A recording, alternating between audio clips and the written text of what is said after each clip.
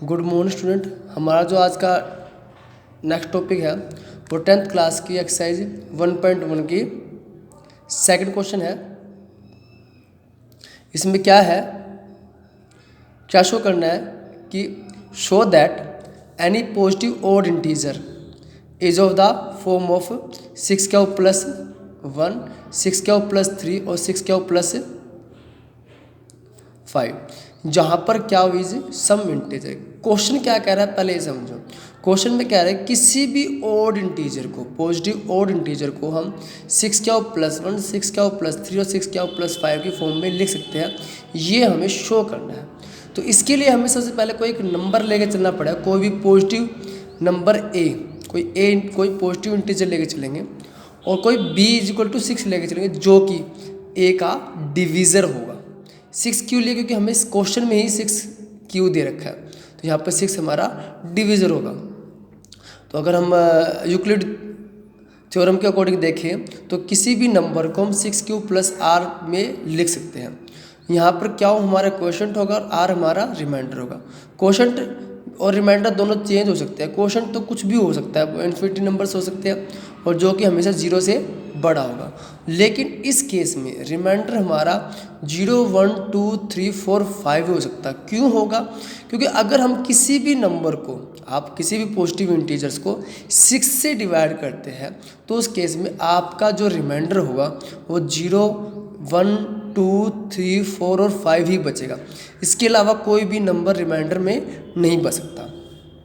तो अगर हम इसे देखें, अगर जो हमारा नंबर a लेके चले थे 6 क्यूब प्लस r, उसमें अगर r की वैल्यूज को पुट करते हैं, अगर हम 0 पुट करते हैं तो a वैल्यू आएगी हमारे पास 6 क्यूब।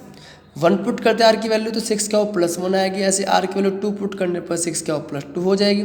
r की वैल्यू 3 पुट करने पर 6 क्यूब प्लस 3 हो जाएगी। ऐसे 6 क्यूब प्लस 4 ऐसे 6 क्यूब प्लस 5। यानी कि किसी भी नंबर को अगर वो 6 से डिवाइड हो रहा है तो ये केवल और केवल इन 6 तरीके से उस नंबर को लिख सकते हैं, अगर वो 6 से डिवाइड हो रहा है तो। अगर आप इन 6 एक्सप्रेशंस इक्वेशंस में अगर आप देखते हैं तो 6 cube plus 2 and 6 cube plus 4, आप इन तीनों ही वैल्यूज़ को अगर थोड़ा सा ध्यान दें तो तीनों ही वैल्यू 2 से डिविजिबल है। 2 3 जा 6, 2 3 जा 6, 2 1 जा 2, 2 3 जा 6, 2 2 जा 4।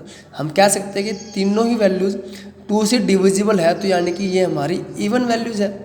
लेकिन जो बाकी वैल्यू बच गई 6 क्यूब प्लस 1, 6 क्यूब प्लस 3 और 6 क्यूब प्लस 5, ये किसी भी हालत में 2 से डिविजिबल नहीं है। और हमें मालूम है कि अगर कोई वैल्यू 2 से डिवाइड नहीं होती है तो वो हमारा किस फॉर्म में होता है? ओड। कौन सी फॉर्म में होती है? ओड। तो हम क्या कह सकते हैं कि 6 क्यूब प्लस 1, 6 क्यूब प्लस 3 और 6 क्यूब प्लस 5 को हम ओड पॉजिटिव इंटीजर की फॉर्म में लिख सकते हैं। अब इसी मेथड पे हमारा 4th क्वेश्चन है, use Euclid's division lemma to show that any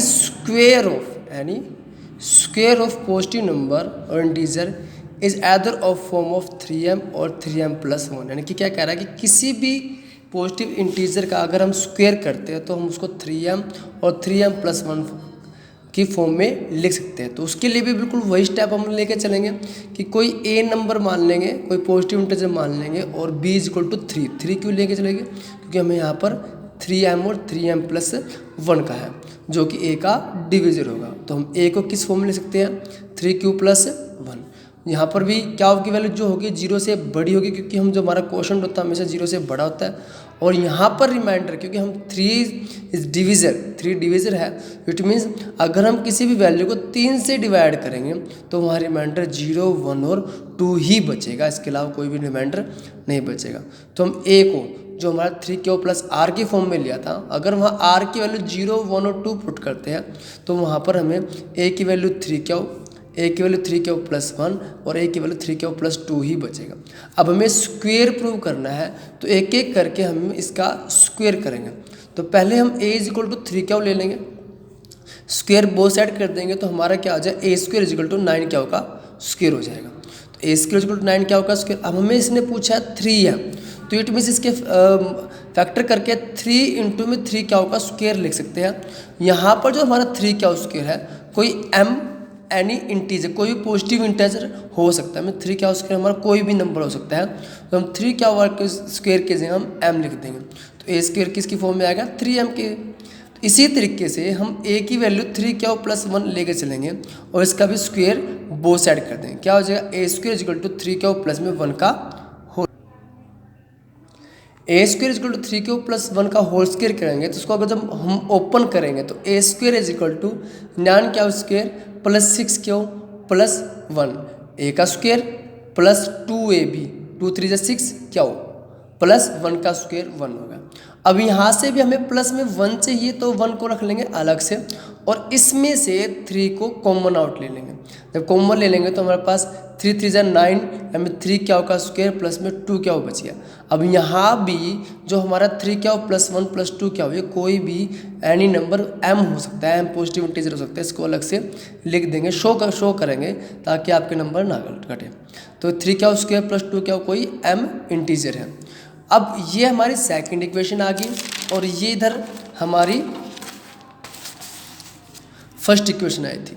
तो सेकंड और फर्स्ट इक्वेशन, तो फर्स्ट और सेकंड इक्वेशन से हम क्या कह सकते हैं कि स्क्वायर ऑफ एनी पॉजिटिव, यानी कि किसी भी नंबर का अगर हम स्क्वायर करते हैं तो उसको हम 3m और 3m प्लस 1 की फॉर्म में लिख सकते हैं।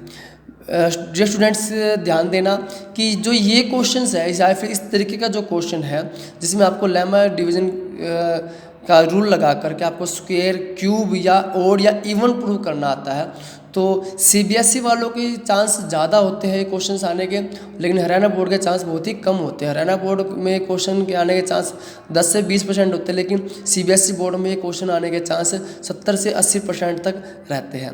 क्वेश्चन 100% भी आ सकता है सीबीएसई बोर्ड में, तो इसकी प्रिपरेशन पक्के करना जो सीबीएसई बोर्ड से है।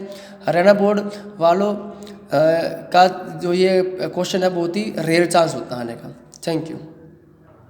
अब प्लीज़ अगर आपको ये वीडियो समझ में आ रही है, क्वेश्चन समझ में आ रहे हैं, तो प्लीज़ वीडियोस को शेयर करें और चैनल को सब्सक्राइब ज़रूर करें ताकि मुझे आगे और वीडियो बनाने का प्रोत्साहन मिलता रहे। Thank you very much.